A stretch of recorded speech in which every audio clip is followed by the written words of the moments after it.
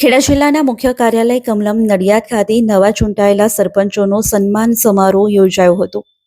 ત્યારે આ કાર્યક્રમમાં નવા ચૂંટાયેલા સરપંચોનું અભિવાદન કરતા ખેડા જિલ્લા સાંસદ દેવસિંહ ચૌહાણે એક સુંદર વાત કરી હતી। તેઓએ જણાવ્યું હતું કે જે મહિલાઓ આપણું આખું ઘર ચલાવે છે તે મહિલાઓ એટલી જ સુંદર રીતે ગામનો વહીવટ પણ સંભાળી શકે છે, જેથી ગ્રામ પંચાયતોમાં મહિલાઓના પતિદેવોએ મહિલાઓને છૂટથી પંચાયતનું કામ કરવા દેવું જોઈએ।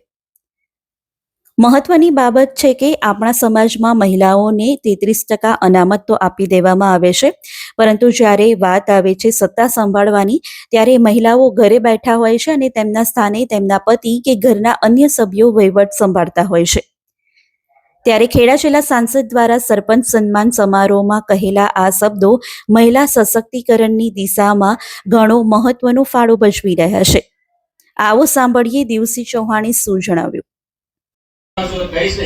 પણ સાચા અર્થમાં મહિલા સશક્તિકરણનું કામ ગામડામાં થતું હોય ને તો આવી 50% આવી સન્માનીય બહેનો બેઠી છે એને તમે કામ કરવા દે, કારણ કે એકલી તો નથી આવી અહીંયા સરપંચ તરીકે પણ એકલી નથી જતી, જોડે પેલો મારો ભાઈ તો જાય છે, તો નિર્ણય એ ભાઈ કરે છે।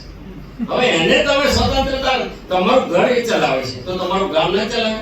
તમારા ગામમાં બેસીને આ બેન તમારા ગામમાં કયો પૈસો ક્યાં વાપરવો એને કેટલી ખબર પડે છે, કેટલી આપણા કરતા વધારે ખબર, અને એને ગામમાં બચાવતા આવડે છે કે આ પૈસા ખોટા જઈ રહ્યા છે।